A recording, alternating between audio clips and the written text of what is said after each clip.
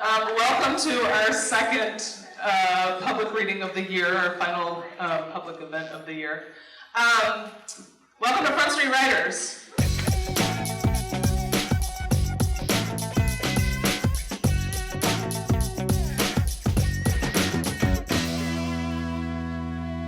Our students have worked really, really hard. So because I get kind of nervous on stage still, just so you guys know, I wanted to write my remarks. In our craft class, we've talked quite a lot about the second person address, which is the form of writing where the author speaks directly to someone. We're always trying to decide whether it's the best voice to speak in for any piece of writing, since the idea is that you're talking to someone, but really you also want others to be part of the conversation, or at least to overhear it. So, I think the best way to talk about this year, then, is to deliver these opening remarks in second person, specifically. My dearest students, over the course of this year, I have watched you flourish. So many of you have gone from being hesitant and awkward to being confident and strong in your writing. Many of you came in here thinking you were taking a writing class, and I've seen you come to a place where you think of yourselves as writers. I've watched you identify the things that are important to you. I've listened to you wrestle with your ideas and struggle with your right to express them. In many cases, I've watched you go from being defensive about what you've written to knowing how to defend the choices that you make in your work. Conversely, I've watched you learn how to embrace the workshop. In fact, I've quite honestly never been in an atmosphere that was so welcoming of feedback and critique. You've developed an appetite for ways to figure out how to push your writing forward, and I hope that you will never lose this. There will be and should be times when you'll have to go it alone and decide for yourselves what's good enough, what's right enough. But here I've seen you wrestle through the community of your peers and open yourselves to mentorship in a way I think you will take and keep with you for the rest of your lives. I didn't know what to expect coming in. Really, I'd never been this entrenched in a student's writing process, so thank you for allowing me into your process and for moving your work forward with me. I'm so proud of you, and I'm different now. You guys have made me different.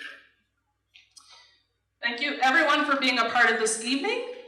Tonight, each of our students will introduce themselves when they come up to the stage and introduce their piece. We're opening our evening with the National Writer Series Regional Scholarship winners, London Rao and Clara Tripp. Please welcome our writers. Hi, my name is London Rao, and I'm going to be reading my piece called Shattered. I owe you for a lot of things, but there are things I'll never be able to thank you for. Someone once told me we are unoriginal, entirely made up of pieces of everyone we've ever known. In a way, this has always made sense to me. You changed me for better and changed yourself as well. Some would say I changed for the better and you for the worse. It was 8th grade when we first met. Music that was just short of contemporary echoed through the crowded gym, muffling the sounds of teachers separating the few students that dared to dance too closely. I would have never expected you to be the type to go to dances, but I guess I never really was the type to go either, and I was pretty shocked when you actually showed up that evening. Hey, a voice called, following me out of the girls' bathroom. I really like that necklace. Is that a mushroom? I turned and stared at you in disbelief. We had never talked face to face before, and I had only caught glimpses of your life through Facebook and the few messages we previously exchanged. You were even prettier in person, soft blonde hair, big bright eyes, a smile both sheepish and flirtatious. You had that natural beauty most girls envied, with charming personality that was a harmonious balance of sweet and sarcastic. I couldn't decide if I should hate you or want to be you. Is that a mushroom? You repeated again, snapping my attention back to the present moment. Oh yeah, I think so. I bought it because I thought it looked cool. Well, it is, you said, and formally introduced yourself. I'm glad we finally have the chance to meet. I've heard great things about you, and you seem really cool. That night happened to be your birthday, and we made plans to hang out. After an hour of standing around and mocking our peers' poor excuse for dancing, we called for a ride well before the dance got over. Your mom picked us up in her big black SUV and offered you a cigarette like it was nothing. I watched in awe as you and your mother passed it back and forth, something my own mother would more than disapprove of. We walked into your driveway, your mom parking next to your dad's sleek car, and I fell in love with your life. I hardly knew you, but you had everything I wanted most. Two parents coexisting in one home, a big, beautiful home at that. I followed you in, absolutely enchanted, taking in every detail of your eccentrically decorated bedroom. Paintings, elaborate sketches, and poems you had written, and t-shirts from concerts you had been to plastered every inch of your wall space. To this day, I couldn't tell you what color those walls were originally painted. I'm exhausted, you announced, tripping over your guitar as you made your way to bed. And even though you claimed you wanted to sleep, we stayed up well into the night talking. We covered just about everything, from the boys we thought were cute to how we wished we could drive and our anxieties about high school. You were so confident in the way you spoke, so certain of yourself and who you were. I just don't care about what anybody says about me, I remember you saying. I'm not going to see these people in 10 years anyway, so why does it even matter if they like me or not? I envied your sense of self-assurance. I wanted to know who I was and what I was good at. I was innocent enough, but you were reckless and carefree, captivating me with stories like the one about you and your cousin stealing your dad's car one summer night. It was honestly no big deal, you said between drags of a cigarette from your personal pack. It was late and your parents were asleep. We just got in a car and went. But you didn't get in trouble? You shrugged. I'm always in trouble. It doesn't scare me anymore. I wanted so badly to have the adventurous life that you had. Suddenly, my good grades and interest in school dances seemed shameful, while the danger and excitement you experienced had an appeal of its own. We spent more and more time together, growing up so fast in such a short amount of time, until all traces of my innocence seemed to disappear completely. You were there for it all. My first time sneaking out, first time going to a high school party, first time smoking weed. I want to try everything once, you would say, though you hardly had to coax me at this point. These opportunities only happen once. I hung on your every word like you were some sort of goddess. Everything you did, I did too. We had a bond that not even I could understand, a bond we thought would never be broken. Along came high school, bringing it with the endless homework, late nights, and heavy eyelids. Steadily, our youth seemed to be sucked away from us, and I scarcely saw you. We began to lose ourselves in a cycle of falling behind.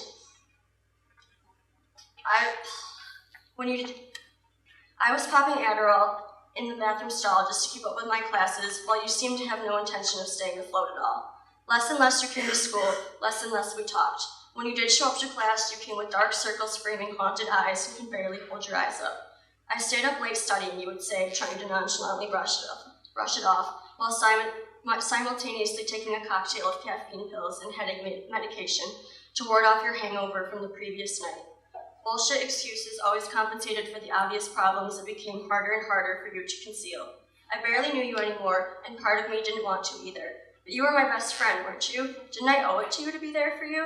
I remember one night we got together, sitting up in your room, the same as any other weekend, until you delicately lifted the sleeve of your sweater. I watched in horror as the moonlight illuminated each cut one by one, a lattice of fresh engravings on porcelain skin. I didn't know the words to make things okay, and I didn't want to crowd for information, so I braided your hair while you laid in my lap, and silent cries shook your bruised body. Several weeks passed before we spoke again. I assumed that you had dropped out of school. Shortly after, you called me and warily admitted that you had met someone. You said you'd been together for how long? I didn't. Well, a month or two? A couple weeks maybe? I don't remember anymore.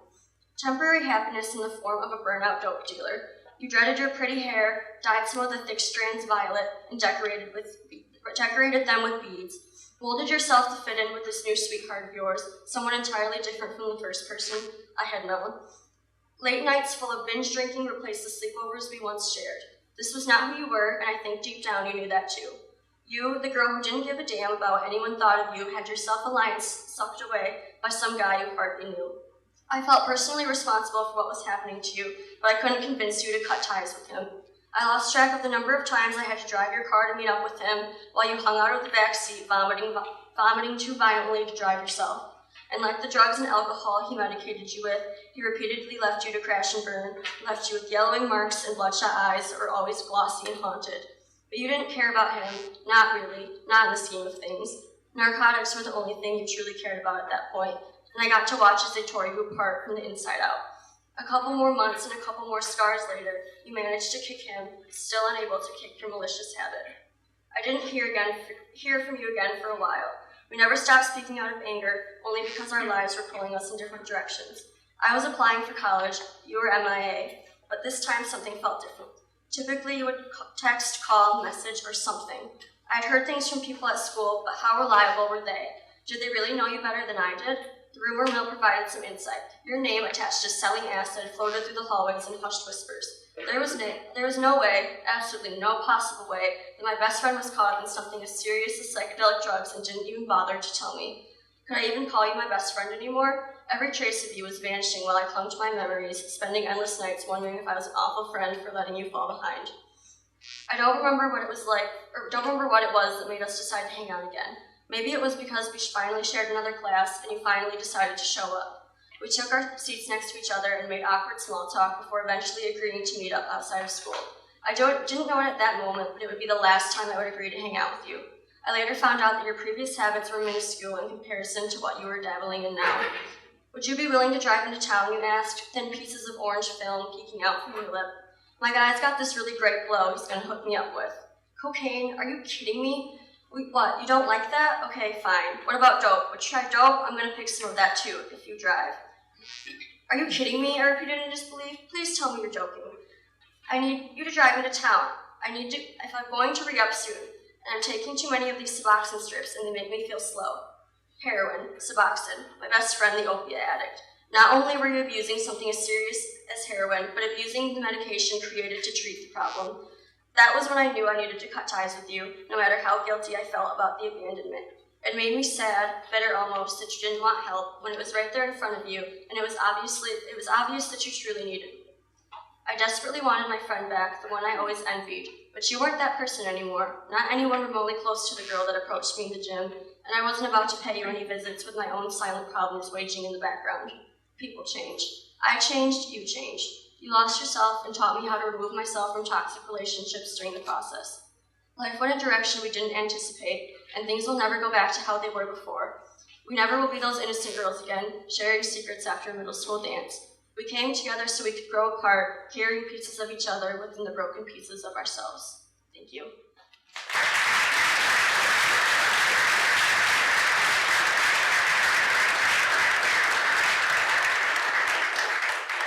Hi, I'm Claire Tripp, and I'm going to read an excerpt from my fiction short story called Unpopular Colors. I would meet Danielle Rose by the dirt road at a fork where the pavement ended. When I finally moved here, the leaves were starting to change early while heat was still soaked in the air. Danny's family landed on my doorstep on the first day, and she wore a yellow cotton dress that made me think of the moon, so light that the night sky could almost be seen through it. I told her I liked her yellow dress, and she told me she liked our yellow flowers, and we were fast friends, bound by a love of such an unpopular color. I didn't know then, but our love of yellow was much more than that, because yellow is lonely, and we both had that in common with yellow. When I have a garden, I'm never going to pull out the weeds, she said, sitting next to me in my yard Indian style. I was in charge of the garden in my family, something I loved, to stick my hands in the dirt with my fingers stroking roots, like holding life in my hands. Danny watched me while I worked, then lay down in the grassless dirt, forcing me to work around her. I would have sworn there would be girl-shaped patches next summer, like summer snow angels. But they'll kill your garden, I said, pulling up a spiny plant. They will be my garden, though. It will be an ugly garden.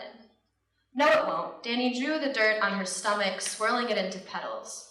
I will watch them climb my shed. I will pick every dandelion when the yellow fades, and they reopen with white seeds, blow them out, and make a wish until the grass becomes gold from a bed of dandelions, wishes covering every square inch. She closed her eyes in reverie. I dropped the weeds, letting the spiny leaves add texture to my garden that fall. Before meeting Danny, I hadn't had many friends. Even when I was a little kid, my idea of a play date was hide and seek, where I slid between gaps in the wall for hours until the person looking for me gave up completely. As I got older, I began to feel emptiness with more intensity, and at night I walked around my house, the curving space that my body had imprinted in my bed, feeling intolerably vacant. My friendship with Danny had changed that, though, giving me someone outside of myself to focus on. Soon, I found out Danny was not the most reliable soul to call my savior. Food was her religion. She played with it, rationed it, gorged on it, denied herself of it, but always her mind was on food. The first time she invited me into her house, she sat at her kitchen table, touching each grape in the fruit bowl, not eating one. Danny closed her fingers around the plumpest grape till the juice ran down her thumb. We walked around the rest of the day, her licking her hand the way a coyote licks at a wound. She moved in and out of rehab, leaving me with weeks where the emptiness returned in my gut, full force, leaving me wide-eyed in all hours of the night, clutching my stomach from the loneliness of witching hour. Thank you.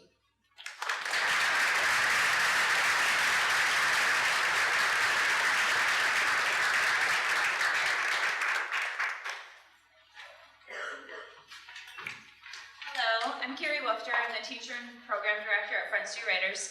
And I'd actually just like to have the girls who are second year seniors come on up. Ladies.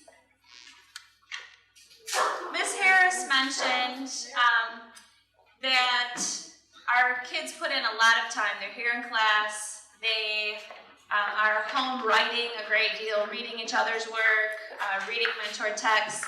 And these girls have put in a great deal of time this year and last year, and they have also really been the pioneers of this program. And we have used and abused them sometimes. The volunteer hours that they've put in the last couple years have been just amazing, and they have grown so much. I'm the teacher librarian at Central, and one of the things about that job is I get to meet all the students, and then they go about their business. And I haven't had a class of my own in 10 years, and it is something very intense to be in this space just for 1 year with a student, but having this group of girls and seeing their growth and them develop into the women that they're going to be has been a great pleasure to me. And I just wanted to take a minute to thank them for their work and their ideas and their willingness to just go along with the flow and do whatever we need to do to make this work. So I just wanted to tell you that I love you and appreciate it. I do have one gift to give out on behalf of West Senior High. They have a poetry competition every year, and Erica Greenfelder won the contest this year.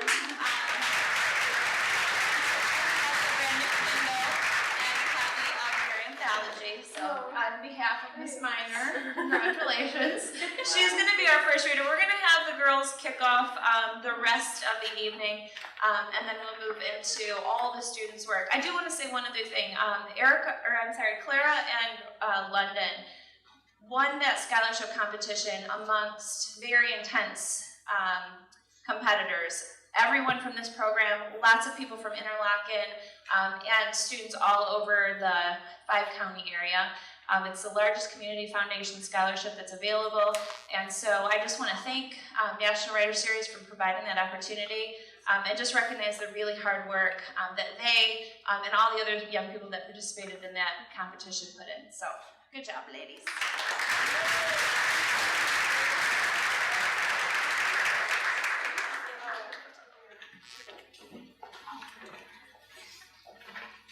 Hello, I'm Erica, and I'll be reading the poem it's called The Value of Destruction. In 3rd grade, I learned about the water cycle.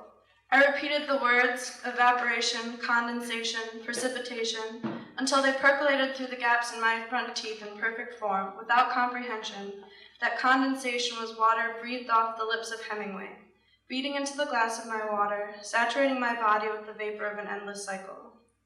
When we walked out of church, I learned about the Big Bang. I stood on the other side of the street and squinted, until my house fit into the head of a red pin that I imagined birthed the universe. I pinched the horizon between my fingers, creating a new beginning by the means of a memory. The dust in my lungs that held life came from the same nebula as the stones in Virginia Woolf's pockets that pinned her to the bottom of the river. I scrawled a will that I had hid in the pages of the bell jar, asking to burn me back to stardust and plant me as a tree.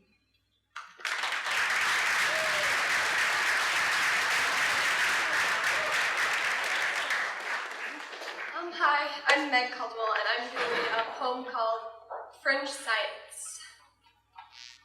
On the fringe, I want to study how we fall in love with ourselves all over again every day. The moment you wake up, I want to hold a stethoscope to your chest and count the heartbeats that say the name of the person you love the most and why you had to stop loving them. Experiment on yourself 9 years ago, and maybe we would be different.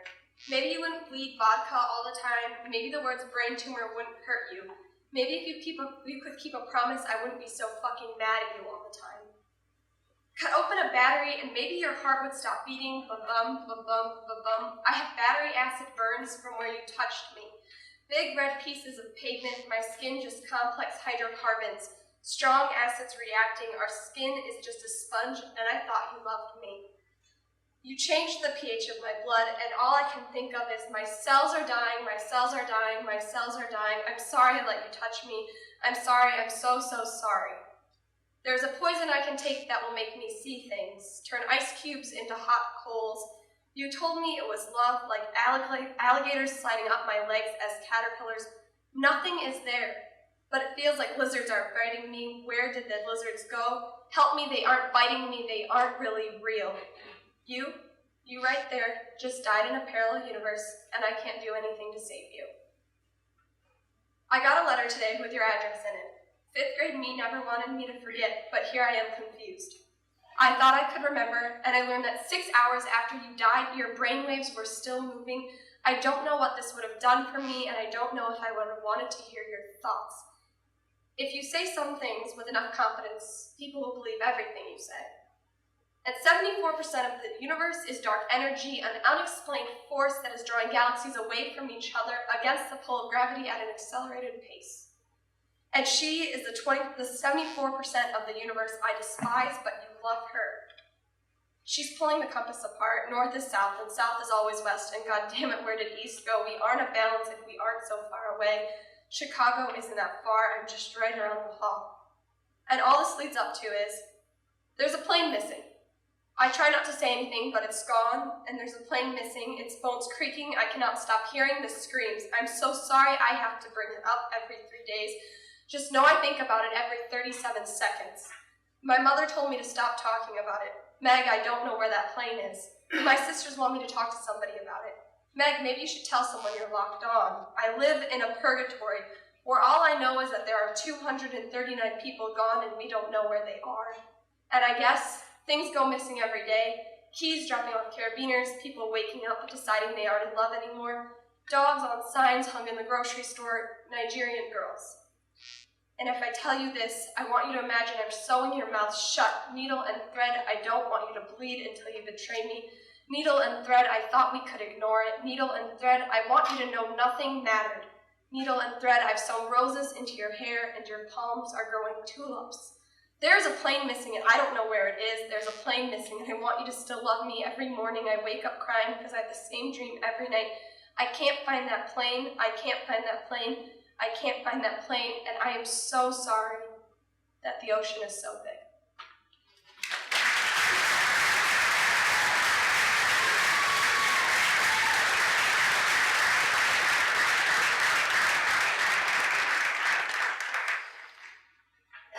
Hi, my name is Jacqueline Ewing.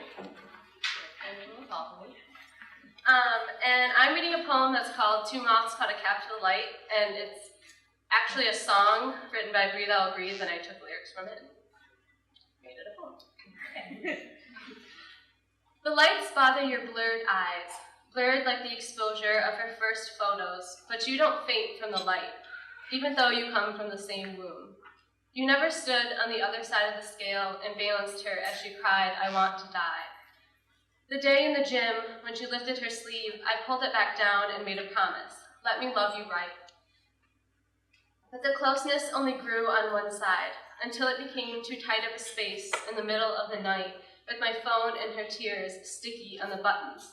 She turned to that campfire burning, wanting to fly into the same flames you found yourself in. But you turned away, pulled down your sleeves, and promised nothing. My love radiates. You can feel it from space, between the spaces that you left between us. Did you have to fly all that way? This is such a long goodbye, because I'm choking on my words, and my thoughts are caught in the light.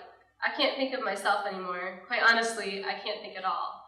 What I owe myself and what I owe her are jumbled between those spaces that I left. I wanted to take my own life today. Now I'm trying to save yours.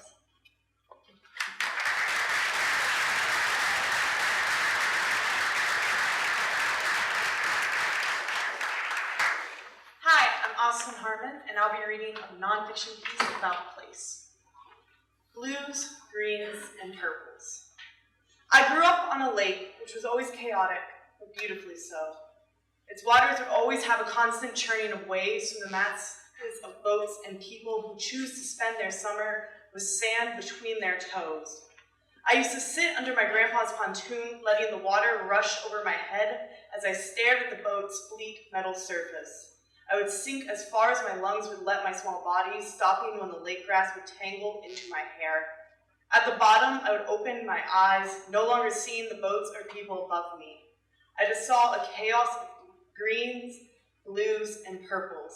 I tried to catch the shimmering patches of color with my hand as they would float past me, but water is something you cannot grasp, no matter how hard you may try. I would lay at the bottom of the lake until my lungs forced me to breathe, and then, much less gracefully than my descent, I would kick and push my way through the thickness of colors. Once I returned to the turbulent surface, with great waves rushing past me from passing boats, I'd pull myself over the off-white side of that pontoon and onto the rough forest green carpet. I'd pant from the new burst of air to fill my lungs. I would breathe in its life. My skin would be shriveled from the water and the carpet wet from the blues I brought to the surface. I would lay on the rough carpet, letting my hair twist around its green bristles as those same bristles dug into my soft pink skin. The heat from the sun would attempt to dry my damp body, but it would be hours so I could be considered dry, and the remnants of the purples, greens, and blues would be evaporated off of me.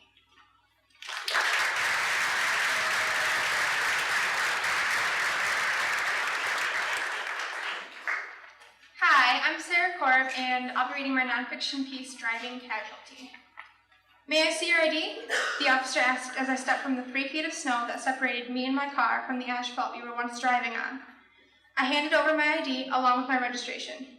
He took it back to his car and stayed there for a while before giving me custody of my driving privileges back. I stood on the side of the road with Austin, a close friend, in the middle of Antrim County waiting for a tow truck to show. The officer had told us his shop was just down the road. The 20 minutes we had waited and the tow still not showing made us think otherwise. I love and cherish my car. I enjoy driving it and do it as much as possible.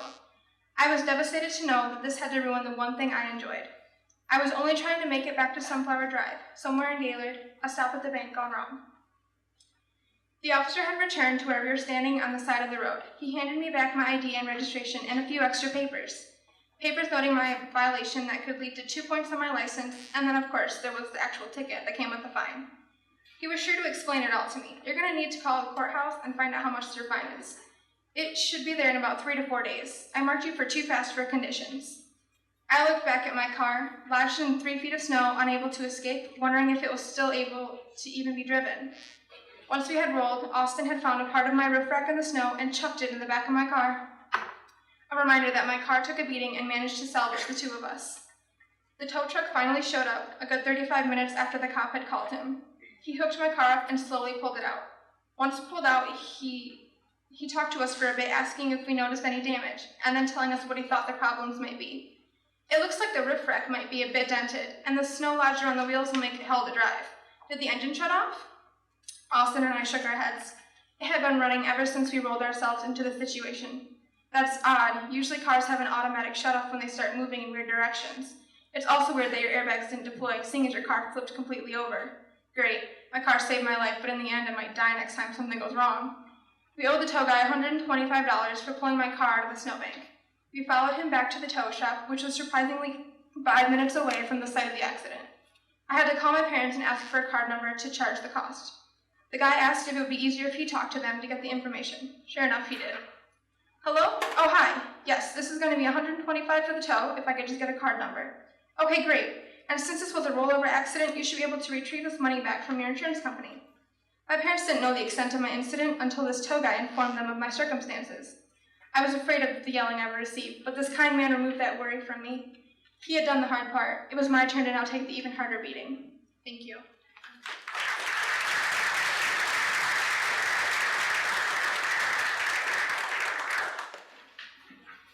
Hi, I'm Ella Tutlis.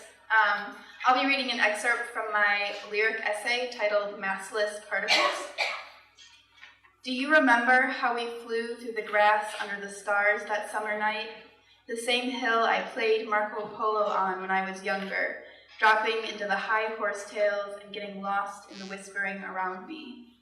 But grass is different at night, and we seem to hum with a low voice to the sound of swaying.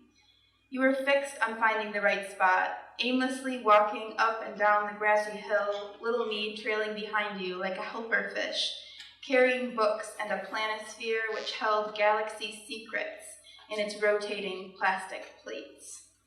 Finally, you plopped down and turned off your headlamp, patting a seat next to you in the grassland.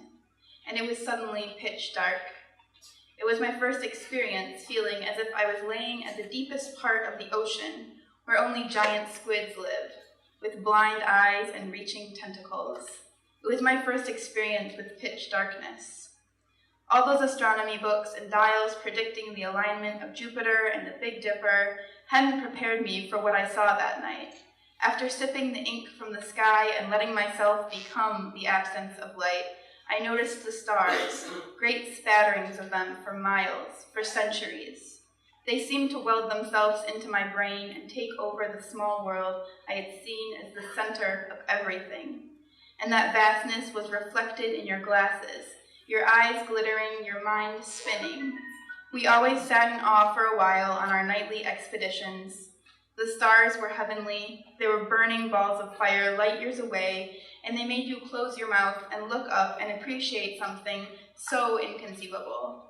I could never understand stars and their vastness until you described to me that if you tried to count all the stars in the Milky Way, it would take you 6,341 years. And I understood that the universe was so much larger than I was, that there was a magnitude of size that the human brain couldn't understand, and that these stars burned for no reason and for every reason. Thank you.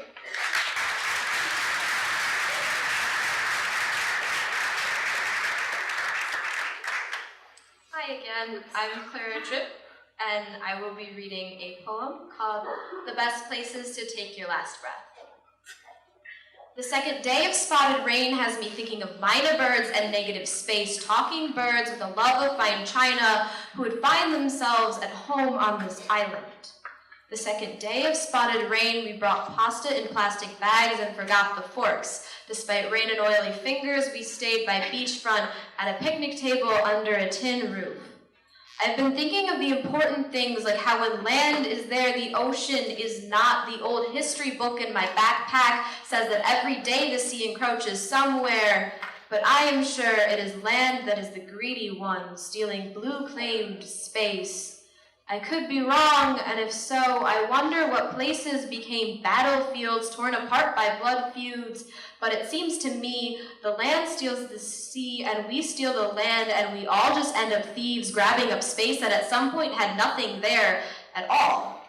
It always surprises me how my lungs can't process salt water the way it does oxygen. When floating limbo-like in large bodies of water, I feel a little more at home. I occupy a space beyond the air in my fingers, in cyclical leanings, bodies stretched across the places of spines, blood blisters, and empty rib cages.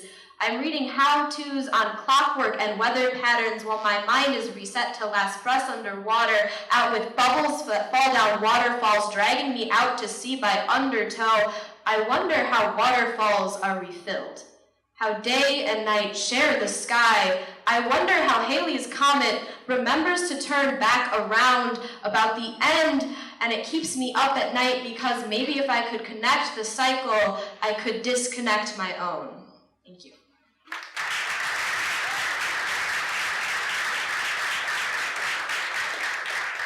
Hi, I'm Olivia Fleet, and I'll be reading a lyric essay I wrote called 7. 7 is a lucky number. It's deemed thus by those who are superstitious, those who are slightly obsessive-compulsive, those who believe in magic. 7 is lucky because it means you're about to bend and change. I had worshipped the year of 7 my whole life, convinced it would be the most profound 12 months of my existence. I didn't realize the full magnitude of that age until I was older. stuck in a broken plastic chair on linoleum floor, being taught multiplication by someone who had never been to Wounded Knee. 7 is lucky because it means you get to stare at a redwood and ask yourself what it's like to see God. You get to wrap yourself around a sequoia. Please remember this is the last time you'll truly realize the expanse of the universe. You'll sit in Sacramento surrounded by 32 feet of what feels like home. Bunk with your brother and sleep like a baby. Stretch out beneath the stars and bask in the lack of running water. Walk everywhere barefoot. Love the way you live so simply in your Patagonia from goodwill and your earthly inheritance. That Roman numeral is lucky because you see what Lewis and Clark saw. You climb hills and valleys and sit by streams and reflect on your years so far. You feel so philosophical in your 7-year-old shoes. 7, lucky because you visit the Jelly Belly factory and eat a jelly bean that tastes like toast. You hate it, but you eat another. Sit in the back seat and trade them with your brother. He gives you one that tastes like earthworm, but at the end of the day, you still give him your cherry jelly beans. You go home and stick the Michigan magnet on your fridge. You smile every time you walk by it because you remember California, Oregon, New Mexico, and Arizona, but this has always been home. You breathe with the trees and the water, and the air smells right here. You'll crawl into bed and wonder if this has all been a dream, if you will wake up younger in your bed on M88. Perhaps you will wake with a head filled with Barbies and matching socks. Maybe you won't remember Wyoming. You dream of canyons, rusty red. But when you open your eyes in the morning, you still smell like mountain air and forest floor. You have been somewhere. You have done something. Thank you.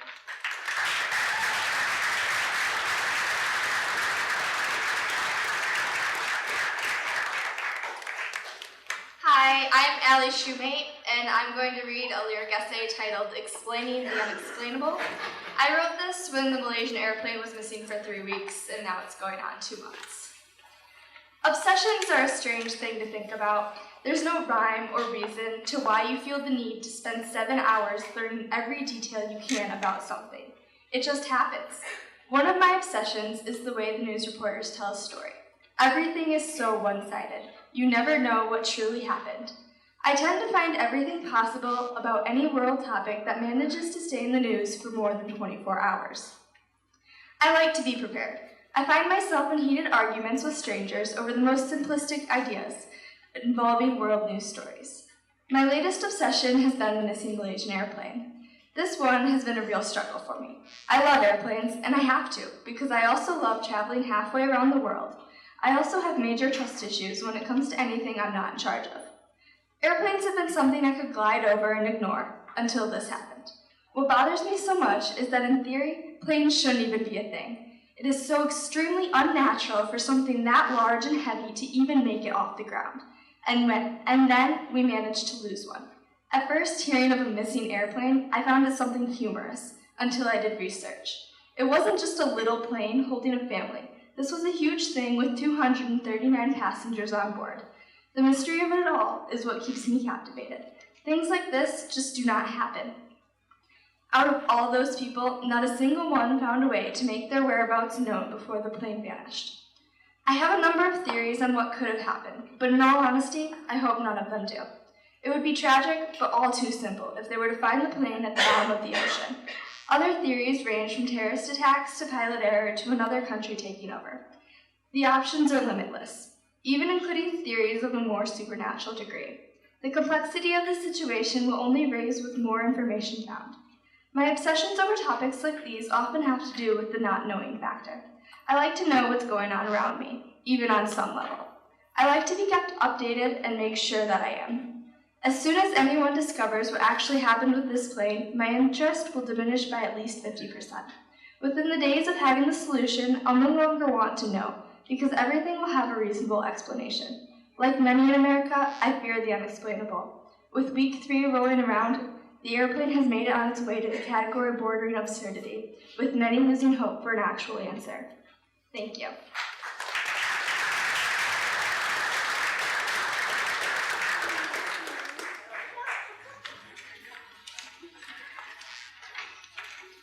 My name is Brianna Worthington, and I will be reading a poem called Boundless.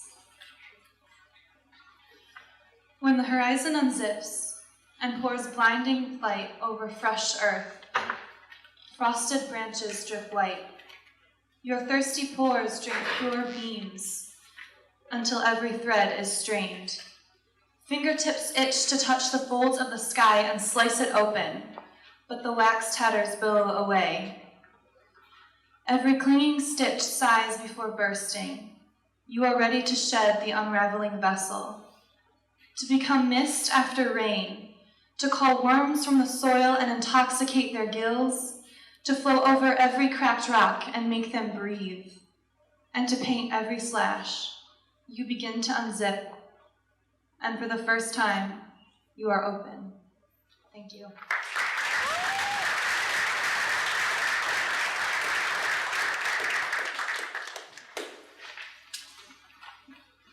Hi, I'm Allison Henschel, and I'll be reading my lyric essay titled Sometimes Silence is Acceptable. Dressed in her mother's tight black dress, she wore a numb smile and greeted arriving mourners. A gleaming smile shone from the face of her mother on a table in a picture next to her ashes in a clunky metallic urn. This was me. My mom was 46 and healthy. A sickness killed her the day she got it. Yes, that still happens apparently. So when you tragically lose your self-proclaimed rockin' hot mama, your senior year, 1 month before your 18th birthday, and 30 days before your parents' 22nd year anniversary, people change. Best friends, family, teachers, they no longer see you.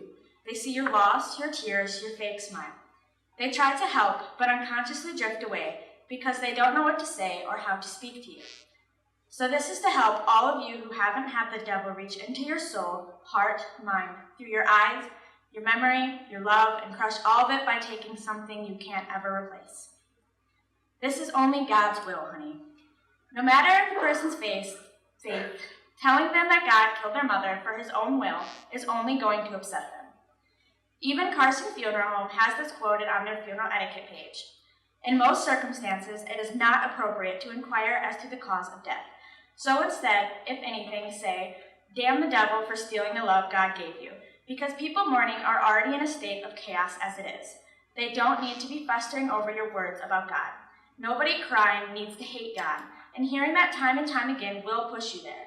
Let me show you. Close your eyes, clean your mind, copy and paste an image of your mother into view. Imagine her smile, her laugh, eye color, how smooth her hair is, the way she looked the last time you made her say, "That's my kid." Now, think of a sterile blank white room closing in on you. Her shrinking eyes are shielded by stiff lids, her lips don't move to say "I love you." Her skin is hard and crusty, and the doctor says, "That's it. She's dead. Time of death, 6:20. Take that in for a minute. Next, the Catholic beside you announces, "This is simply what God's will required." Does that make you feel better? As your mother's pictureless frame lay before you, do you think that hearing God ripped her picture of a life in half is beneficial? No. So stop, think, and if you are merciful, say nothing. The funeral was scented in petals and salty tears. My family lined the 3 front rows completely reserved and somber, pretending to be anywhere else. While we sat avoiding eye contact with one another, I was looking at our broken father, half of himself absent for the first time since he was still in his glory days. The priest spoke to us, ignoring the other 200 people in the room. "I'm sorry for your loss. This was not timely, and she seemed to be one amazing lady. Look around and see the fraction of life she touched. Smile for having her in the first place while knowing it is okay to cry about losing her." We looked around the room to see snapped faces, running makeup, broken arrogance, and honest pain. He was great and helpful, but the stranger sitting next to me at the lunch which followed saying, "She's in a better place now," wasn't. Chris Raymond wrote a piece called 5 Things Not to Say at a Funeral. Number 2 on his list was, "He is in a better place now." He says that these survivors and most others mourning death think that the best place for their deceased loved ones is sitting right by their side among the living, which seems correct. It seems like something easy to understand. He continues to say that most people who say this don't mean to make that connection and often do not mean to offend those grieving, but inevitably they do. There are very few incorrect things to say to people who are experiencing loss. So stop and process what you are spitting at a grieving person before you can't take those words back. Push empathy before reason before asking a devoted husband, a motherless child, a daughterless parent, a grieving friend. Are you okay? I'm sure you are smart enough to answer that question on your own. The last thing to never say to anyone at a funeral would be, it gets better. Everyone seems to think that. Arrogance, such a sweet-tasting, blissful drink. It won't. One day, I will accept my mother's, this woman's, this caregiver's, wife's, daughter's, friend's, party-goer's death. But I will still cry for her. We will forever mourn her. That isn't better, it's just more so. The actual definition of better, found in the dictionary, is of superior quality or excellence. Someone in mourning has lost something or someone, making their situation not relatable to, superior, or excellence in any way. My big younger brother was a mama's boy. It was adorable. But the fact that they were linked so closely made and makes it impossible to find his last words probable. They were cutting words, said in defense of some bad grades. Sitting next to him at the funeral, watching him wallow, I reached my arm around him and hugged him. A kid I can hardly stand most days, but used to be best friends with. This kid who just held his mama's hand at the age of 15 as she parted from her last breath. I whispered in his ear, "She is still beside you, she could never leave her favorite of 5. And he managed to smile. Because although he was the only boy, and the youngest, in a way, he did feel the closest. And he needed someone else to acknowledge that. Little things like that are okay to say. Whether it is a light inside joke or just acknowledging the love lost, it's a lot to say the right thing. So smile and hug, don't speak, because words are too powerful to use blindly. But as powerful as words are, they are not strong enough to wipe a tear away from a 15-year-old son whose last words to his mommy were said in bitter anger. So I would suggest instead to just hug him. Just hug them. Thank you.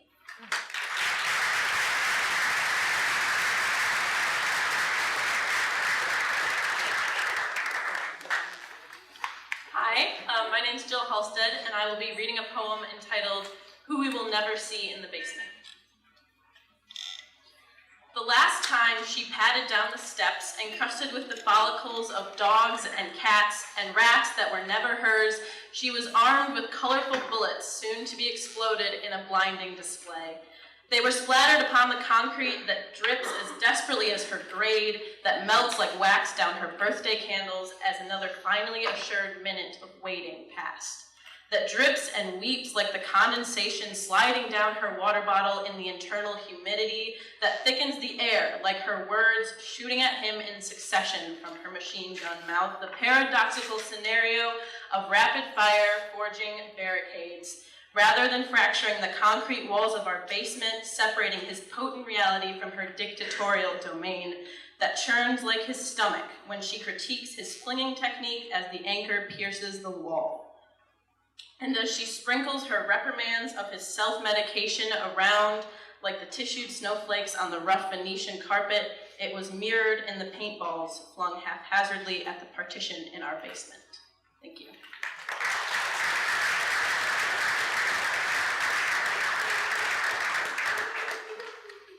Hi, I'm Susie, and I will be reading a poem called November Went Up in Flames.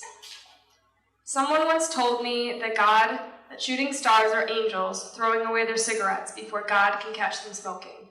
Nicotine lips spell out languages I never knew existed, piercing my heart with broken promises. The rasp hidden in your voice scares me more than words ever could, sounding like pain and longing and heartbreak all wrapped up into the single note of hello. You feel your fingers are talentless, so you distract with yellow stub, clenched between thumb and forefinger.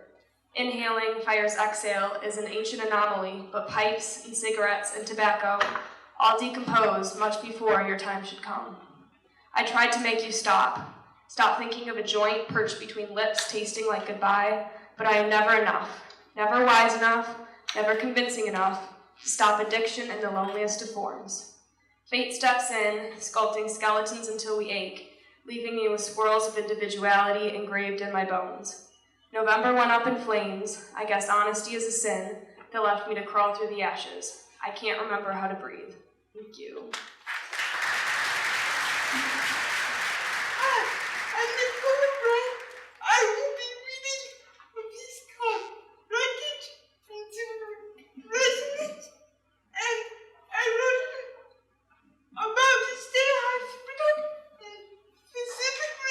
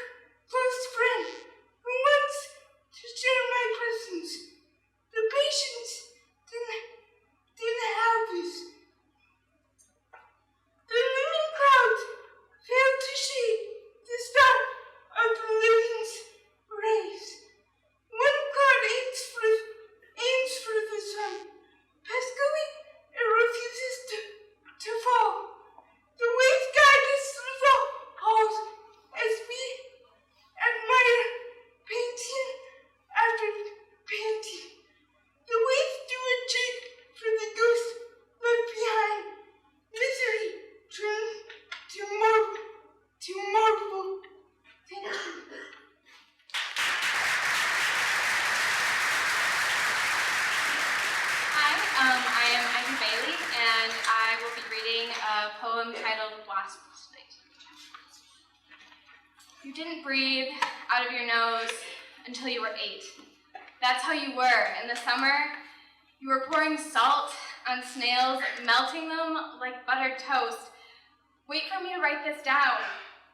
Your San Andreas' fault-patched veneration for the 17 times you got stung and the place your Band-Aid stuck to your arm. I'm seeing your yellow jacket crushed in the window, sun painting your name into my head.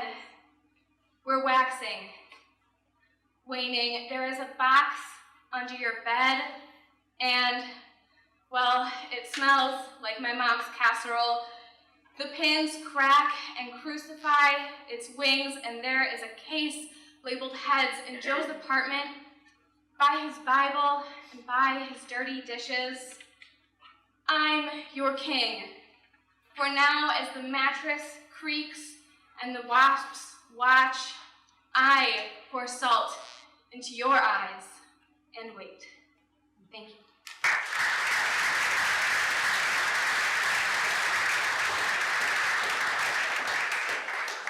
Hi, my name is Hannah Homan, and I will be reading a lyric essay titled No One Taught Me How to Act. If I do, I can I. If I cut my hair short, if I pull on some basketball shorts and a muscle tank top, if I swing a bat or throw a ball, if I learn about cars and sports, if I hand in my skirts and my pink barrettes, cancel my Cosmo and Vogue subscriptions, will you listen to me then? Or do I have to slick my hair back? Do I have to wear a suit? Do I have to wink at a lady on the street? Do I have to walk into the boss's office and demand a raise? If I do these things, what will you do? Will you laugh? Will you tell me to remember my place? And what will you call me? Dyke? He, she? What do I have to do? What can I do? You'd love me if I blink a bleary eye at my mother, my face smushed into a pillow. I'm half dead, half asleep, and half drugged by melatonin pills. You'd love me if I was gay, right? Yes. She climbs into bed. Why? Do you think you're gay? Nah. So, why do you ask? I don't know. Just in case. In case of what? In case I was gay. Do you think you are? No. You'd tell me if you were, right? Sure. You're not black. You feel me, brother? My dad is driving. Don't call me that. You feel me, sister? Don't call me that either. You feel me? No. You feel you're not black. I grew up in Detroit. That doesn't change the color of your skin. It changes the color of my soul. Knock it off. Why should I? Maybe that kind of stuff flies down into Hood, but this is whitewashed northern Michigan. Let me be who I am. Be who you are. Just don't drag me into it. There's a pause. I could be black. Sure, if you were actually black. Why can't I say what I want? I said it growing up. Because there are certain social standards. I see. We pull the car up in front of the playhouse. My sister runs over and gets in. I am so sick of these little kids that keep casting in the plays. You feel me, brother? She throws a hand up for a validation high five. No, I don't. Hang on. You're going to need these. A heap of characteristics are dumped in my lap. I sift through them. Okay, I'll take these ones then. He picks one up. Leadership? Oh, no, you can't have that. Assertion? How'd that get in there? Dominance? Strength? Why do you have these? I don't know. They're the ones you gave me. These weren't meant for you. I must have given you the wrong pile. Well, that's all right. I'll just take these. Make it easier for you. Really? I mean, if you're sure. What do I care? Just take them. I pick up my chosen characteristics and head for the door. Oh, wait, hang on. I turn back. If you're taking those, then you'll need this. He throws another characteristic at me. I catch it and look down. It reads, phallus. Thank you.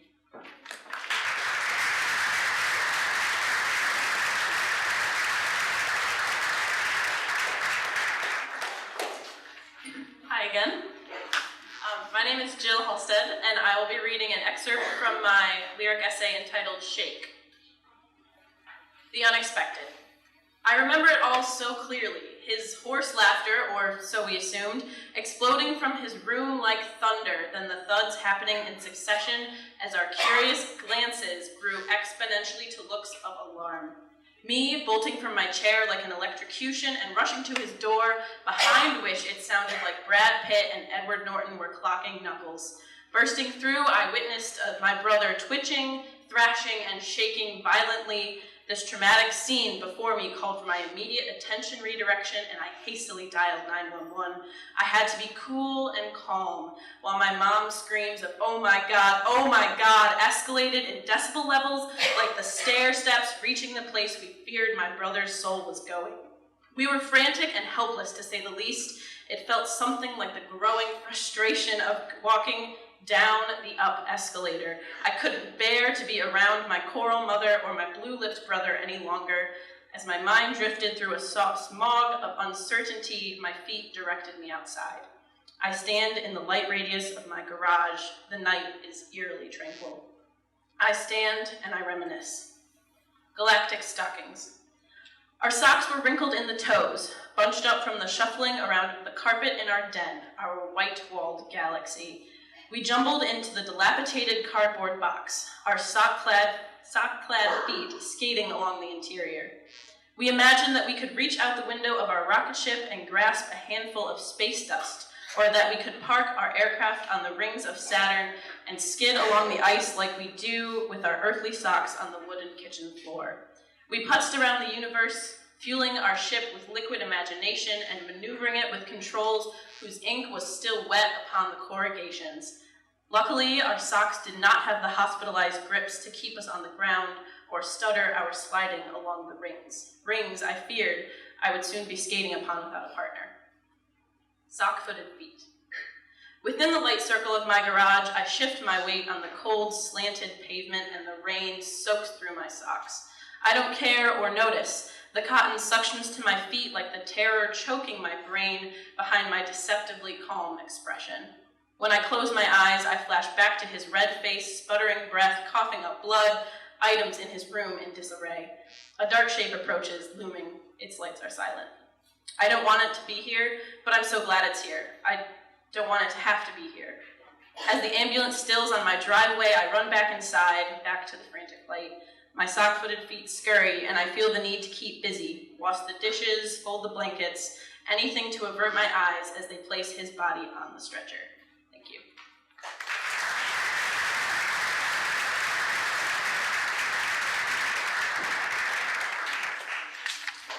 Hi, I'm Meg Riley. I'm going to be reading my poem called Candles on a Bathtub Ledge. Spark on the 4th of July. The second holds more excitement than any firework ever could. I was born in the fire of the summer. I used to think fate was hidden in sprinkles on ice cream cones. Now I wonder if that was fate or fatality. Sparks are in the fingertips, not a scoop of Superman. They're felt in the teeth. Flame crackles on a woodwick I leave burning, but burn for too long and all you smell is oil. Soak in spearmint and eucalyptus, still buying bubble bath. Find me in the water, in August, in the dead of winter. I find warmth where I can. The space heater blasting until it breaks. The heating pad teetering on too hot to handle. But I do. 6 years I spent chasing, flint and kindling in hand, trying to spread that forest fire inside of me. You must be flame retardant. So I burned watching. You're a white glow in the rearview mirror. I was a trick candle, blow me out with no luck, until someone comes along with a bucket of water and a towel to dry me off. Thank you.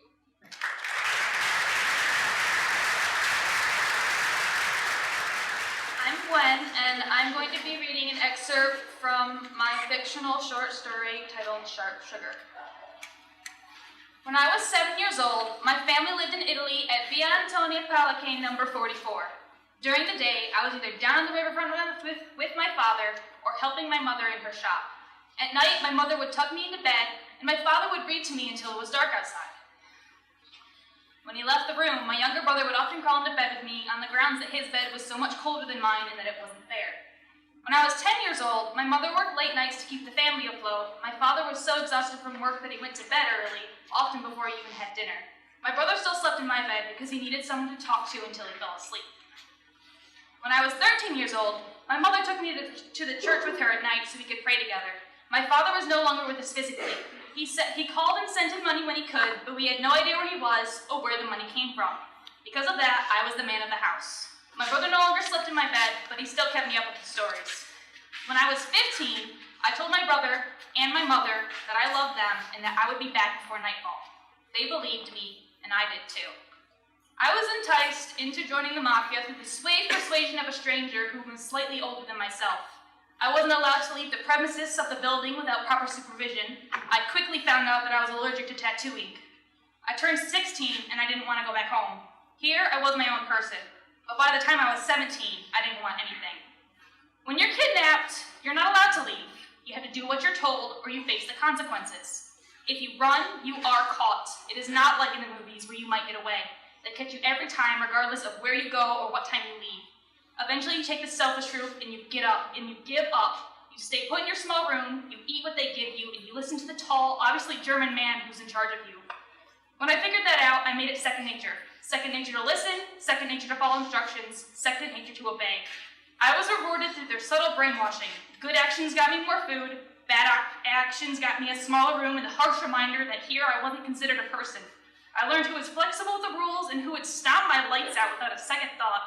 But when I was deemed worthy enough to keep around for good, I prayed until my throat was sore that night, not knowing that I would be throwing out within the next 12 hours for the sake of a serpent insignia that would be forced into me with needles.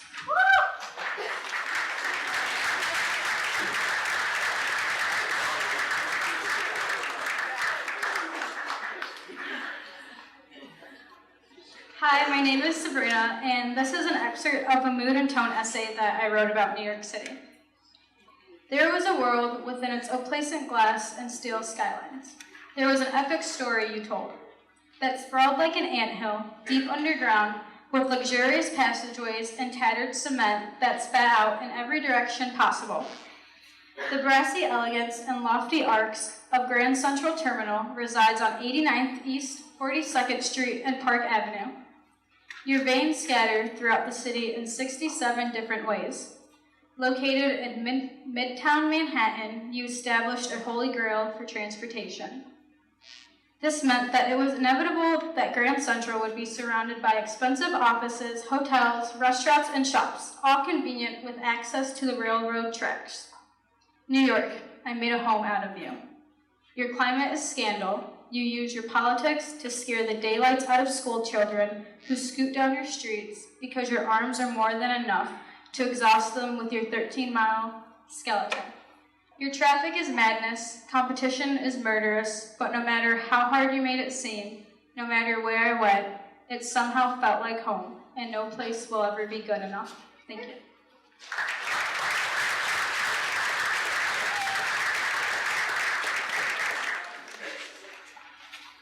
Hi, I'm Meg again, and I'm not sure I know how to be taller. Okay. I'm reading a poem called All My Sisters Have Flowers for Middle Names. You have to have fire to pollinate trees. This is a real thing my science teacher in the 4th grade told me, and it rocked my world. It was before you were dead and before I knew the smell of hospital rooms. You have to have fire to start new things. You told me once that you wanted to be in love with a wildfire. You wanted to watch things disappear. I told you they won't come back, though. You wanted to run as fast away as you could, and you wanted smoke in your lungs. You needed a catalyst. Flowers come after fires, and I wish you had called me a wildflower instead of a wildfire, because I'm sick of destroying everything I touch. I don't want to be the white lighter they find in your pocket when you're dead, the outside inscribed with lights out.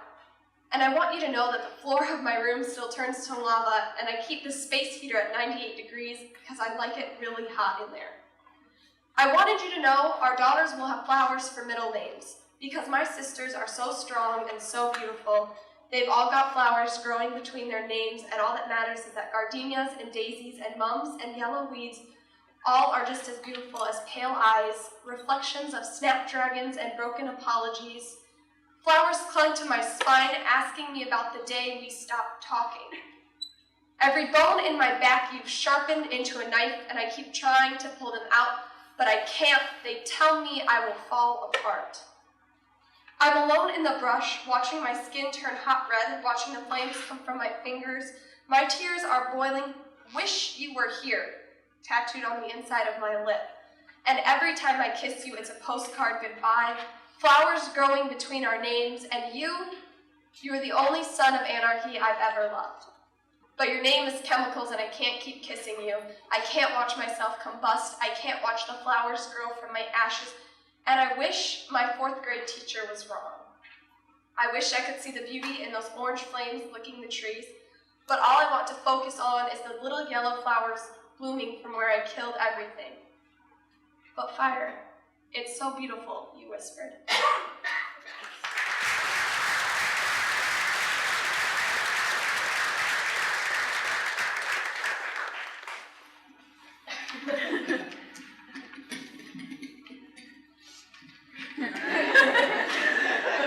It's a little bit better. My name is Luke Kuski, and so I don't know if you guys noticed, but I'm the first male to present after 23 pieces presented by females.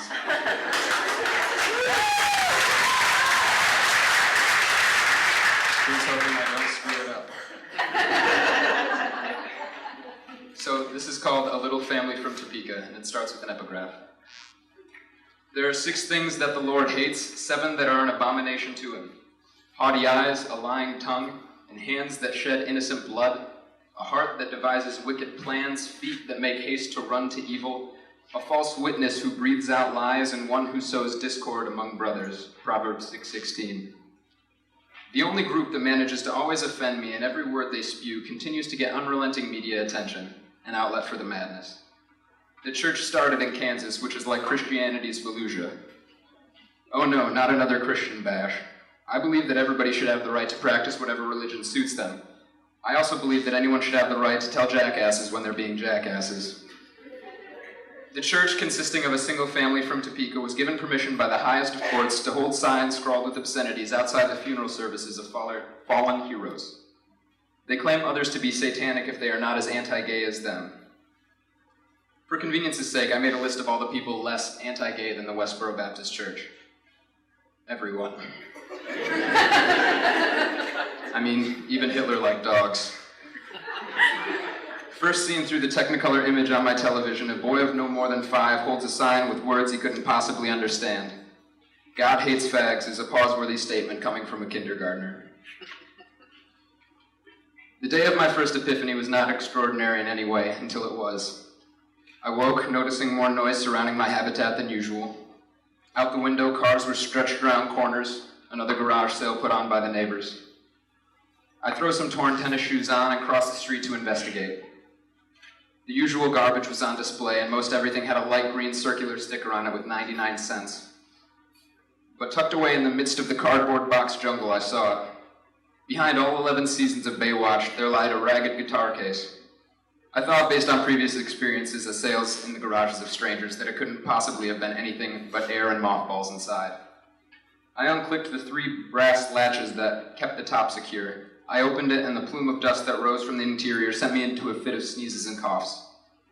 A guitar with a pressure crack the width of a hair down the center, accompanied by, surprise, surprise, mothballs and a few beads of rat poison meshed into the velvet. It smelled like hell, but maybe with some tender love and care, it would look like hell too. The strings were rusted with a small price tag on the neck, with only the number 15 written on the small yellowing paper.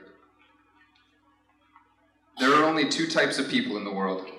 Fags and fag enablers. Shirley Phelps, spokesperson, Westboro Baptist Church.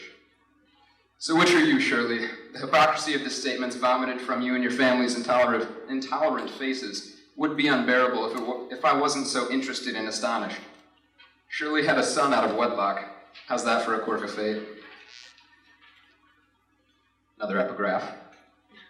No one born of a forbidden union may enter the assembly of the Lord. Even to the 10th generation, none of his descendants may enter the assembly of the Lord. Deuteronomy 23:2. I guess Fred was too busy pounding your head full of hate for gays that he forgot to tell you that. I don't blame you. I feel empathy, and I hate myself for it. I'm sorry that you are the way that you are, that you'll never know the true joys life brings when you aren't spreading hate. I'm sorry for you, even though you probably don't deserve it. A third epigraph. If I speak in the tongues of men and angels, but have not love, I am a noisy gong or a clanging cymbal. And if I have prophetic powers, and understand all mysteries and all knowledge, and if I have all faith, so as to remove mountains, but have not love, I am nothing. If I give away all I have, and I deliver up my body to be burned, but have not love, I gain nothing. Love is patient and kind. Love does not envy or boast. It is not arrogant or rude. It does not insist on its own way. It is not irritable or resentful. Corinthians 13:1. I clamber out of bed at 10 o'clock, dull, on a Friday morning in December, meandered upstairs and poured myself a bowl of cereal to accompany me while I watched the morning news. Home from school after surgery for appendicitis, I plopped down on the couch and attempted to eat. After dispatching the last of my Cheerios, I grew tired of watching the dismal weatherman predict the dismal weather. I flipped to one of the national gossip shows, Good Morning America. This was not a good morning. There had been a shooting at some elementary school in Connecticut. I can't take myself away from the television for hours. I watch, horrified, as the details come in until I can't bear to view it anymore. The screen goes dark. I lock myself in my room for the remainder of the night. The only one there to accompany me was my $15 guitar I bought at a garage sale 8 years prior. It still had the price sticker on the neck, though the ink had long faded. I don't remember what I played. In fact, I don't think I meant to remember. I played what I felt, and it was loud. More scratches appeared on the front with every minute until the crack that had always been present began to fracture. I continued strumming, even harder now that I felt the tool rupturing in my hands. The Baptist bastards promised to picket the funerals of the children lost. There is neither Jew nor Greek. There is neither slave nor free. There is no male and female, for you are all one in Jesus Christ. Galatians 3:38. Splinters dig deep into my palm. Blood and oak mix and contradict. Stained wood becomes a reminder of the scars left by the burrowed shivs. Blood flows like wine from my hand. The face of a never grand instrument finally shattered, and part of my sentiment died. A final epigraph. Therefore you have no excuse, O man, every one of you who judges. For in passing judgment on another, you condemn yourself, because you, the judge, practice the very same thing. Romans 2:1.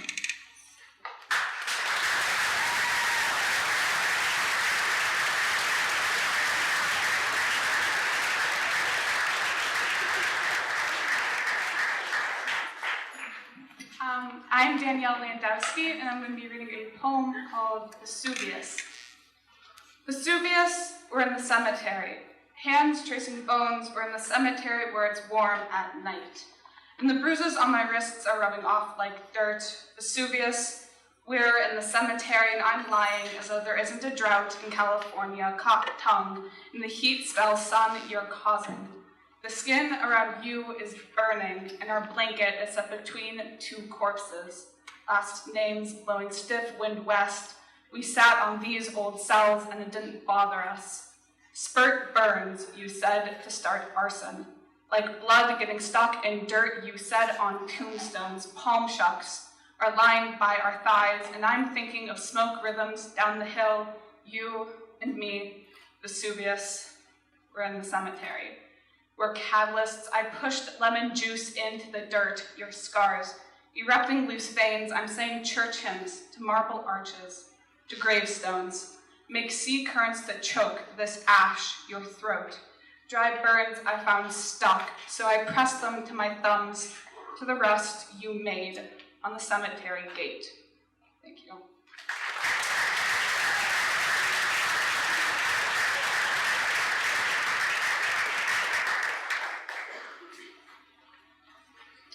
I'm Brianna Worthington, and I will be reading a poem called Intrusion. A child suckling grass stains on a playground does not know his stitched nails will never heal, or that flakes of ravaged fingerprints will soon mingle with hot sand and rust. His ashy skin will grate away, dust and window beams, but the rawness remains sweet, staining his teeth. while clotted vessels collect in his fingertips. He does not know the scattered steel toys surrounding him in shards are bullets, or that the jagged faces on broken glass will soon reflect off-colored screens. This child plucking grass on a playground will only know the masked face and the ringing. Thank you.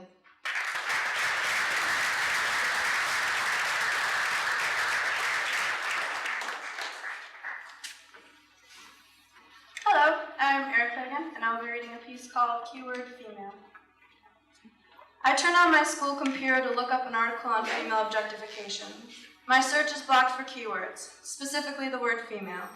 I look up male and I'm directed towards an unmonitored page of oiled abs under unbuttoned shirts. Under TCAP's acceptable use policy, an anonymous board hidden from the students and wearing nice suits decided that my gender somehow did not make the cut. With the click of a mouse, being female was degraded to something too dirty, too inappropriate for the high school population. Instead of teaching students how to respect each other and stopped objectifying and sexualizing women, they took away the woman. I can't help but feel that they have more control over aspects of my life than I do. Their positions of authority have made it possible to make decisions without knowing the students and how they feel, without knowing me and how I feel, and we are supposed to accept it without question. I am supposed to accept the censorship of females without question. 1 inch of fabric. In the hall, I see that the principal, Mr. Smith, is standing behind his makeshift podium at the head of the cafeteria. He is flanked by the other members of his posse, and they all scan the student body fervently. I myself have been on the receiving end of his long finger motioning back towards his podium. Today, as I look up, I see a poor, quivering freshman drawn in with his disapproving glare. Her crime is wearing shorts on a hot day with a hem that is 2 millimeters short of her fingers at her side, the length that the suits decided was appropriate for each individual. She walks, pouting, to the principal's office to wait for her mother to bring clothes that would do a better job of hiding the fact that she is female.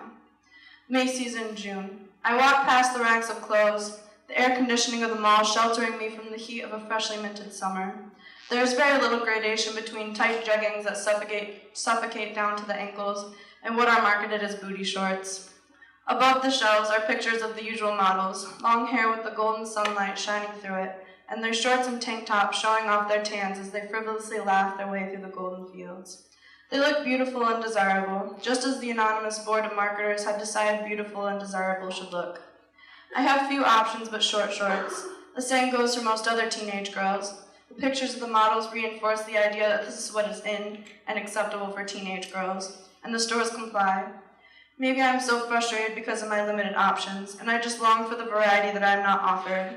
I want to have a choice, and not just between white revealing shorts and denim revealing shorts of a length deemed appropriate by marketers and shameful by the school board. Checkout. I put 2 pairs of shorts on the conveyor belt at checkout, 1 pair denim and 1 pair white. I can't decide if I should be upset that I have to wear them or that I'm not allowed to wear them. Class in June. I wonder if they ever realize that their rules are having the opposite effect. Today, the sophomore in my class is sent to the perils of Smith.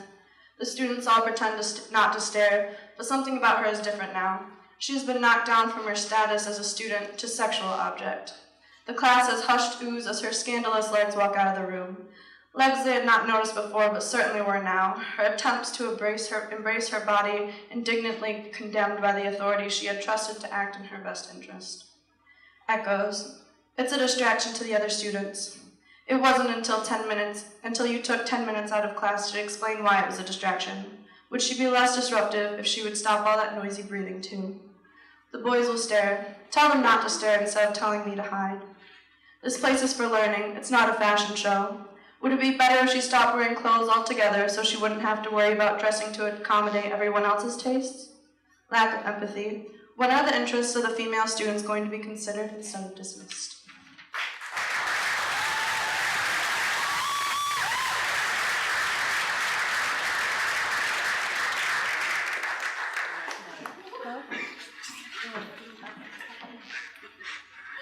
Hi, my name's Jacqueline. I'll be reading a poem called Impasse. Sorry. At dinner, the yellow grains of polenta mix with the saliva in my mouth and leave butter on my tongue. Thick butter, like the way you spread it on your white bread toast every morning before you heat up the ticking gray Chevy in the barn. The beaded seat rolls tight against the knots cankering in your shoulders. Knots, I worry, might spread to the vessels in your brain and send us back to Spectrum in the city, where the library smelled of wilted houseplants and flaky dust, but better than the smell of triclosan and iron on the 5th floor. So I stole 3 novels that I've never read, piled on my drooping white shelves. I imagine them falling before I sleep every night and wonder if the snoring would shudder and feet would hit the wood floor.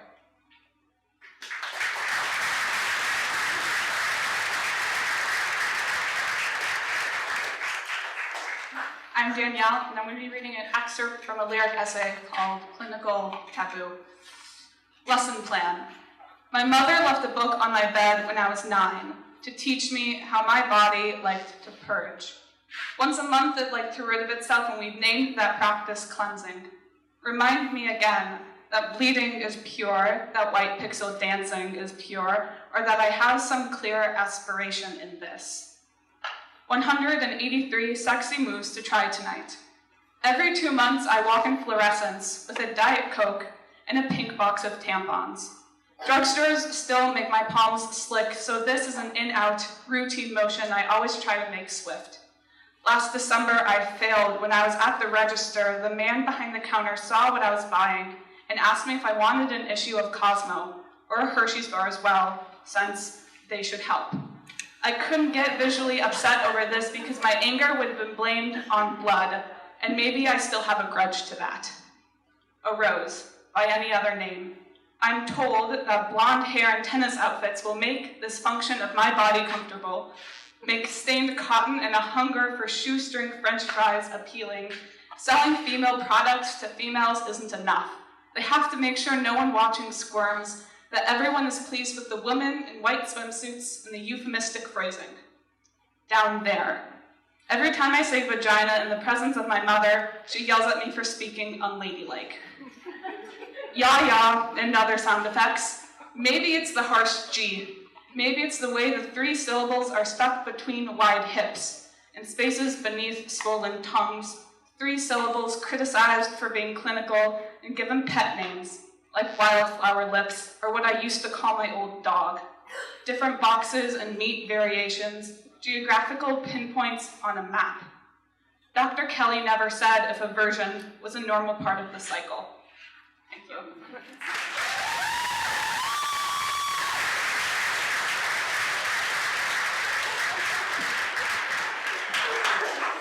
Hi, I'm Meg again. I'm reading my poem Overthink. Sometimes I get trapped in cognition, wondering what a question feels like as it forms in your head and as it rolls off your tongue and as it lingers in the air. I get caught in the processing, my head circling at the thought of soft fingertip on collarbone, eyes shut with thinking, as if thinking of the moment makes the moment more real, as if tripping on instant replays makes the instant last longer. I do it in real time. I am in the minutes between where we were and where we are. I'm still there, sorting it out, filing away the seconds. I can't open my eyes, can't quite lift my head. I'm hoping you'll catch it because the thoughts make it heavy, it droops, it sags with the memories I'm making, the ones I'll watch later. But I'm faulty and I'm flawed. I will forget. You would think that the forgetting makes room, that the forgetting leaves space, that to forget makes for frustration, forgetting leaves boulders in its place. The forgetting weighs me down more than any memory intact ever could. So don't question the next time I can't slow down and listen to my breath. I'm in my head. Thank you.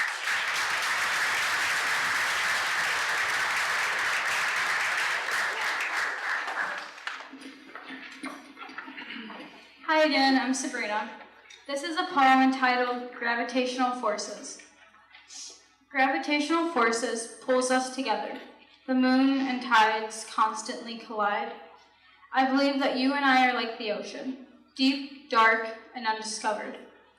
This is a world who's even wilder than you. The tide is high, my moon is missing. Waves wash outward, and you are hidden. I need you here. When the moon aligns with the earth and the sun, I need you for the spring tides to trace my thigh with your scruffy chin and tell me that it's not just me who's unusual. Please tell me that it's all cause and effect. Tell me the sea is no ordinary creature, but variations among demons. Vomit into its vastness and bash against rocks. Tell the sea that you need me to rescue you. When you laugh at the shore, I hope you are remembering me. My moon is missing and the tides are getting short. We need to resurface and breathe. Please tell me we are not the only ones constantly changing from calm to hell. Tell me that it's just the rotation of the earth that causes the moon and the tides to pull apart. Don't tell me that we will be next. Bite your tongue before you say a word. We are not next. We are not next. Thank you.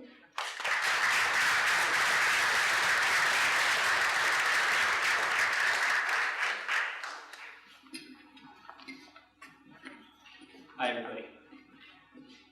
How you doing tonight? We're almost done. Just a couple more people, so sit tight. Just sit tight. I'm gonna need the full 5 minutes, though, so sorry about that. My name is Jackson Douglas. This is a short fiction piece called The Valley, and it's in scroll form. So I don't know how well the scroll's gonna work, but I'm hoping really well. Okay, The Valley. In the valley where the two men walked, the valley that contained the recent wreckage of a plane, there was a forest covered in snow. Out of this wreckage and into the woods, they picked a direction and they walked. They didn't know if it was the right direction, but they walked anyway. Ice and snow were everywhere. It fell down their coats, got in their gloves, soaked through their socks. With each step, they sunk to their knees. When the sun went down, they hid someplace away from the wind and they slept. When the sun came back up, they were back to walking. Do you need to fill up? Rob asked Jonathan as they came upon a clear, flowing river. Jonathan felt the weight of his water bottle. Nope. They picked their way gingerly along the rocky shore. The current ran slowly a few feet below. Well, I think I should fill up mine, Rob said. Jonathan stopped, annoyed, and turned around. Go ahead. Rob got out his bottle, dropping to his knees. He reached it towards the river, but he was a few inches short. Before either of them noticed, the rocks beneath him shifted, and he fell into the icy water.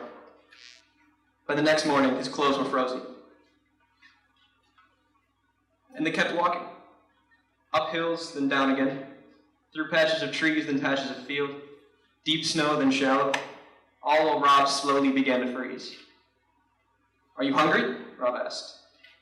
Of course. Want to split a bag of peanuts? Jonathan took off his bag as they both sat down. How many do we have left? It didn't take Jonathan long to count them. 3. They pulled out one of the foil packages that they had scattered from the plane, dumped them in his palm, and divided the stash in 2. They both started eating one by one, savoring the salt. Rob discovered that he was either unable to move his toes or unable to feel them. We should go, Jonathan said. Rob waited for a moment, gathering his strength, then lurched himself up. His head swam, and he wobbled on unsteady feet. Then the two men walked. Could we split a bag of peanuts? Rob asked again. We ran out of peanuts last night. We did? You don't remember? Jonathan had been keeping a steady eye on Rob for the last day and a half, so he had seen the obvious and troubling decline with stark clarity. Rob had stopped shivering at some point. His system had finally given up trying to stay warm, and his lips and fingers had turned blue. He hadn't even been able to tie his boots that morning. He was stumbling, he was confused, and he had lost his common sense completely. Jonathan stopped walking and allowed Rob to catch up. He was about to say something, but he looked at his friend's feet. Where are your boots? I couldn't tie them, so I took them off. Jonathan tried to blink away the stupid, but it didn't work. Why would you do that? Because I needed to take them off, Rob said, and one glance in his eyes told Jonathan that his mind was already frozen away. Jonathan took off his coat. He knew it would have been a better idea to do this the first night, before Rob's body temperature had dropped so much, but his sense of human decency finally overcame his urge for self-preservation. So Jonathan took off his own coat, then helped Rod out of his own frozen one. Then he helped put the dry coat over Rob's now bare shoulders. Stand up, come on. You've got to keep moving. He helped Rob to his feet. They got under his arm for support. And they walked. Well, one of them walked. The other hobbled along, with most of his weight on the other. With every step, Rob grew weaker, and so did Jonathan. Rob's movements grew sluggish. His socks had come off too. He was more dragging his blue feet than actually walking, having lost all feeling below the knees. Finally, he stopped moving completely. Come on, Rob, get up. Just a little longer. I'm gonna wait here, he said, badly slurring his words. Frostbite had eaten away parts of his cheeks and nose. Just leave me. I'm not going to leave you. But I want to stay here where it's warm. You can't, but Jonathan got cut off by a sound he hadn't heard in weeks. A truck engine driving by. Did you hear that? He asked, but Rob was almost asleep. It sounded like an engine. He stood up and looked towards the noise. Over a hill to the left, less than 20 feet away, he could see a gap in the trees. Rob, I think there's a road right over that hill. You should go. Come on, get up. Right over that hill is rescue. We're saved. I don't care. I want to sleep. Jonathan tried lifting him back up on his feet, but Rob couldn't be bothered to do anything. So I was full. Rob, I'm going right over that hill there. I'll be gone less than a minute. I don't care how tired you are. Don't fall asleep. But Rob didn't react.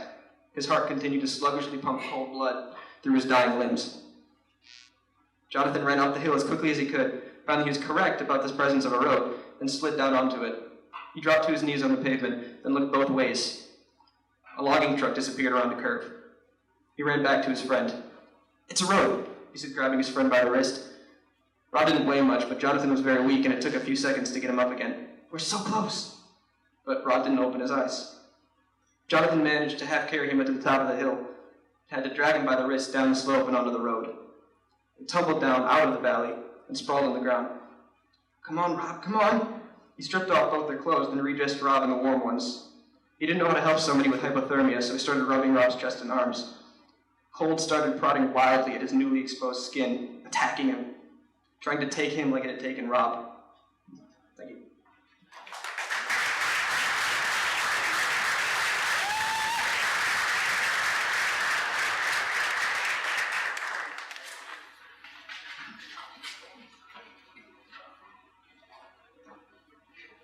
Hi, I'm Rand, and this is my poem, Ineffable. Letters in the sand washed away at high tide, sticks and stones break against my iron bones, and harsh words fall on my deaf ears. I am ineffable. I dance in the river Styx, having seen Achilles dipped by his mother. Now the boatman pays me for passage. I sit among the branches of Yggdrasil, counting its growth rings. What if Daedalus had flown higher, trusting his own cleverness to keep him safe, while the wax drip, drip, dripped into the sea?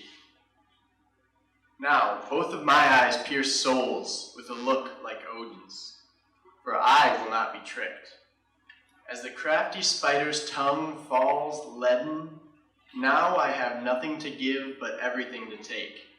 No sacrifice can appease me, for I am wrathful. 40 days and 40 nights of sunshine teach no one, but the heathen farmer's harvest will feed many. I am Trinity, unity, duality, creator and destroyer, Vishnu and Shiva. Tachyons are as motes, drifting in the light of my stars, each particle a testament to my craftsmanship. Creation is a hobby, like watchmaking, for the blind man who knows his work is done by its incessant tick, tick, ticking. For those who close their eyes are the rulers of all that they see. Thank you.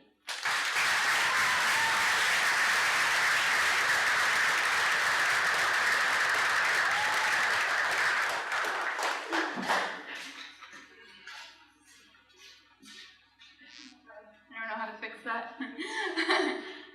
I'm Ella again. I will be wrapping up the night, so I just want to say a few words before I read my last poem and the last piece of the night. I'd like to take a moment on behalf of all of the students of Front Street Writers to thank our wonderful teachers for leading us through this year and helping us with pretty personal stuff that we've turned in and had workshopped. Miss Harris, we are so grateful to have you here this year, and we all one day hope to become half as strong as you are today. Thank you for inspiring us all.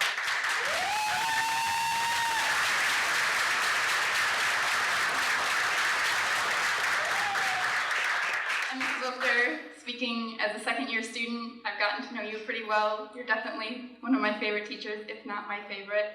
Again, on behalf of all the students, we want to thank you for all the dedication and hard work you put into all of our pieces. Partially with editing and nitpicking everything so that it actually sounds grammatically correct. And partially helping us gain confidence in stuff that we really didn't have any confidence in before, and like helping us become writers. So, thank you. And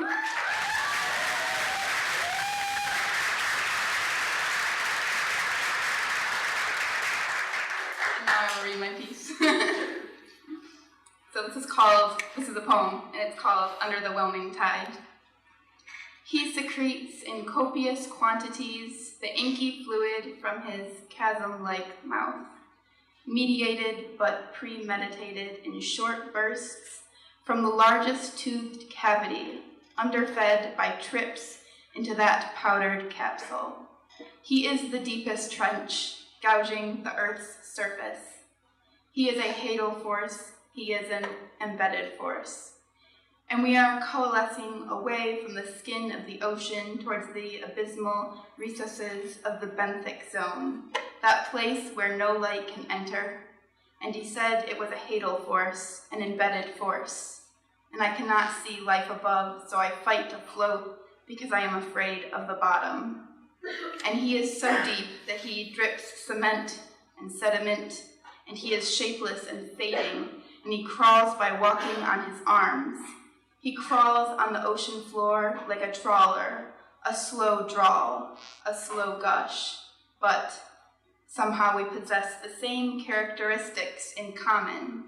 A body that digs, heart, liver, kidneys, internal anatomy that filter the dark earth and take it back in, a process that makes us heavy stones. We bleed thickly. We bleed in curling drips, so that we can distinguish dark and moon, so that we are synonymous with silence.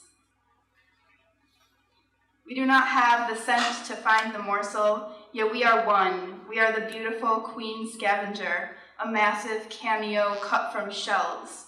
We are preferred for this because we always fade to the bottom, to the trenches, and yet sensitive ears will hear the bedlam of sounds that exists in this hadal place, this embedded place. Thank you. Good night.